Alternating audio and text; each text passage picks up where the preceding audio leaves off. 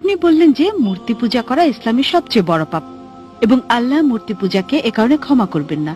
ইসলাম ছাড়া অন্য ধর্মের পরিবারে জন্মগ্রহণ করা মানুষের কি হবে? উদাহরণস্বরূপ ভারত, এখানে অধিকাংশ মানুষ হিন্দু এবং সারা জীবনেও তারা ইসলাম সম্পর্কে নাও জানতে পারে অথবা কেউ তাদেরকে এ ব্যাপারে নাও শেখাতে পারে। এসব মানুষের দোষ কি? তারা কি কখনো জান্নাতে যাবে না? আল্লাহ কি এই মানুষদের জান্নাতে প্রবেশ করতে দেবেন না? তাদের দোষ কি যদি জন্মের পর থেকে তাদেরকে যা শেখানো হচ্ছে তা বিশ্বাস করে? তাদের উপর কি আল্লাহর কোনো দয়া নেই? আপনাকে ধন্যবাদ। বোন, খুব ভালো প্রশ্ন করেছেন, খুবই যৌক্তিক প্রশ্ন। অমুসলিম পরিবারে জন্মগ্রহণ করে মানুষদের ব্যাপার কি, আর তাদের পিতামাতা মূর্তি পূজা করছে, তো দোষটা কার? আল্লাহ কেন তাদের শাস্তি দেবেন? খুবই ভালো প্রশ্ন। এই কারণে আমাদের প্রিয় নবী মুহাম্মদ সাল্লাল্লাহু আলাইহি ওয়াসাল্লাম বলেছেন, প্রতিটা শিশু দিনুল ফিতরের উপর জন্মগ্রহণ করে, প্রতিটি শিশু মুসলিম হিসেবে জন্মগ্রহণ করে। হোক তার জন্ম ইহুদি পরিবারে, খ্রিস্টান পরিবারে, হিন্দু পরিবারে অথবা মুসলিম পরিবারে, সে মুসলিম হয়ে জন্ম নেয়। আগে আমি বলেছি মুসলিমের সংজ্ঞা হচ্ছে যে ব্যক্তি নিজের ইচ্ছাকে আল্লাহর কাছে সমর্পণ করে। তাই প্রত্যেকটা শিশু জন্মের সময় তার ইচ্ছাকে আল্লাহর কাছে সমর্পণ করে, পরে প্রভাবিত হয় বয়োজ্যেষ্ঠদের দ্বারা, পিতামাতার দ্বারা, শিক্ষকদের দ্বারা, তারপর মূর্তি পূজা শুরু করে, অগ্নি পূজা শুরু করে, ভ্রান্ত পথে চলে যায়। এ কারণে যখনই কোনো অমুসলিম ইসলাম গ্রহণ করে তখন তার জন্য সঠিক শব্দটা হচ্ছে রিভার্ট, কনভার্ট না। কনভার্ট মানে এক ধর্মবিশ্বাস থেকে অন্য ধর্মবিশ্বাসে যাওয়া। রিভার্ট মানে কেউ সঠিক পথে ছিল, ভ্রান্ত পথে গিয়েছিল, আবার সঠিক পথে ফিরে এসেছে। তাই যথার্থ শব্দটা হচ্ছে রিভার্ট। আপনার প্রশ্নের দিকে আসি, যদি কোনো শিশু অমুসলিম পরিবারে জন্ম নেয়, আল্লাহ কিভাবে তাকে শাস্তি দিতে পারেন? এই কারণে কোনো শিশু অমুসলিম পরিবারে জন্ম নিয়ে বালেগ হওয়ার আগে যদি সে মারা যায়, সে জান্নাতে যাবে ইনশাআল্লাহ। কেন? কারণ প্রত্যেক শিশুই তার ইচ্ছাকে আল্লাহর কাছে সমর্পণ করে। সে মুসলিম, তার হিন্দু অথবা খ্রিস্টান যে কোনো নাম হতে পারে, জন, রাম, এতে কোনো সমস্যা নেই। কিন্তু যদি শিশু বলে গণ্য হয় আর যদি সে অবস্থায় মারা যায়, তাহলে জান্নাতে যাবে, মুসলিম বা অমুসলিম যে পরিবারে সে জন্মগ্রহণ করুক না কেন। পরবর্তীতে যখন সে বড় হয়ে ওঠে এবং বালেগ হয়, তখন সে দায়ী হয় তার নিজের কাজের জন্য। এ কারণে যদি কোনো শিশু অপরাধ করে, কোর্টে তাকে ছাড় দেয়, তবে যখন বালেগ হয় সে বলতে পারে না যে বাবা শিখিয়েছে তাই আমি এখন চুরি করছি। যদি বড় হয়ে 22 বছর বয়সে চুরি করার পরে পুলিশ তাকে ধরে, সে বলতে পারে না আমার বাবা শিখিয়েছে তাই আমি চুরি করছি। বিচারক কি তাকে ছেড়ে দেবে?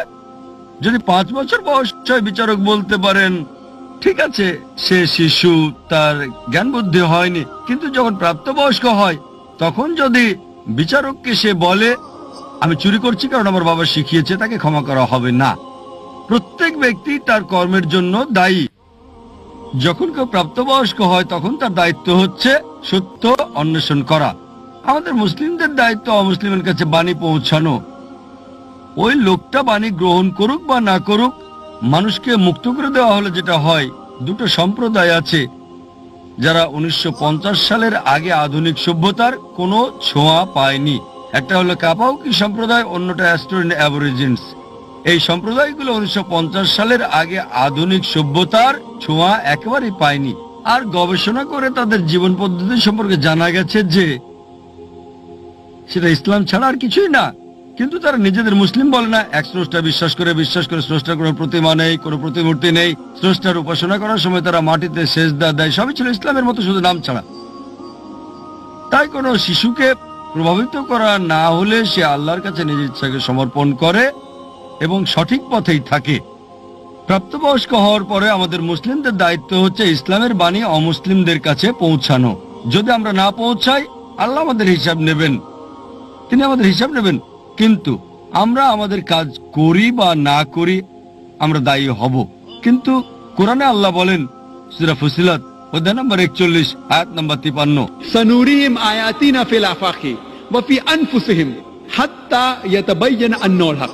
আমি তোমাদেরকে আমার নিদর্শনাবলী দেখাবো দূর দিগন্তে আর তাদের নিজেদের মধ্যেও, যতক্ষণ না তাদের কাছে স্পষ্ট হয় এটাই সত্য। আল্লাহ নিজেই দায়িত্ব নিয়েছেন যে তিনি নিজেই প্রত্যেক মানুষের কাছে সরাসরি বাণী পৌঁছে দেবেন। যদি কোনো মুসলিম তার কাজ নাও করে, সে ভালো বা মন্দ যায় উদাহরণ দেখ, আল্লাহ প্রত্যেকটা মানুষের অন্তরে উদয় করবেন, হোক মুসলিম বা অমুসলিম, সত্য সম্পর্কে, এক স্রষ্টা সম্পর্কে। তাই একবার বাণী পৌঁছার পর ওই মানুষটা মানতেও পারে নাও মানতে পারে, এটা ভেবেও মানতে পারে যে আমি যদি ইসলাম গ্রহণ করি আমার পছন্দনীয় বিষয়গুলো বর্জন করতে হবে, অ্যালকোহল বাদ দিতে হবে, ডেটিং ডান্সিং বাদ দিতে হবে এবং অন্যান্য বিষয় যেগুলো হারাম ওই বাণী গ্রহণ নাও করতে পারে, তখন সে দায়ী হবে। একইভাবে বাবা যদি ভুল কিছু শেখায়, চুরি করা, এটা বোঝা আপনার দায়িত্ব যে চুরি করা হারাম, এটা পাপ, এটা ভুল কাজ। সে বিচারকের কাছে গিয়ে বলতে পারে না যে আমার বাবা শিখিয়েছে তাই আমি চুরি করি। একইভাবে আল্লাহ তার বাণী সরাসরি পৌঁছাচ্ছেন প্রত্যেকটা মানুষের অন্তরে হক সম্পর্কে, স্রষ্টার একত্র সম্পর্কে, যে মূর্তি পূজা নিষিদ্ধ। তবুও যদি সে ক্ষান্ত না হয় তখন সেটাই হবে বিচার দিবসে। এ কারণে আল্লাহ বলেন কোন অমুসলিমই আল্লাহর বিচার সম্পর্কে আপত্তি করবে না, কারণ অঙ্গ প্রত্যঙ্গ আপনার সম্পর্কে সাক্ষী দেবে, আপনার চোখ হাত আপনার ব্যাপারে কথা বলবে। তাই বিচার দিবসে এমনকি যদিও ওই মানুষকে জাহান্নামে দেওয়া হয় তবুও তারা আল্লাহ সুবহানাহু ওয়া তাআলার বিচার সম্পর্কে আপত্তি করবে না। তারা বলবে দয়া করে আমাদের আরেকটা সুযোগ দেন। আল্লাহ বলবেন আর সময় নেই, দুনিয়াতে তোমাদের অনেক সুযোগ দেওয়া হয়েছিল আর এখানে একবারই বাঁচবে। তাই বিচার দিবসে কোনো মানুষই, কোনো অমুসলিমই যদি তাকে জাহান্নামে দেওয়া হয় তবুও সে আল্লাহর বিচার সম্পর্কে আপত্তি করবে না, সে শুধুই বলবে দয়া করে ক্ষমা করেন, কিন্তু সেটা হবে না। এই পৃথিবীতে যা আছে, আল্লাহ বলেন সূরা মুলক অধ্যায় নম্বর 67 আয়াত নম্বর 2, এই পৃথিবী আখিরাতের জন্য পরীক্ষা। আশা করি উত্তরটা পেয়েছেন।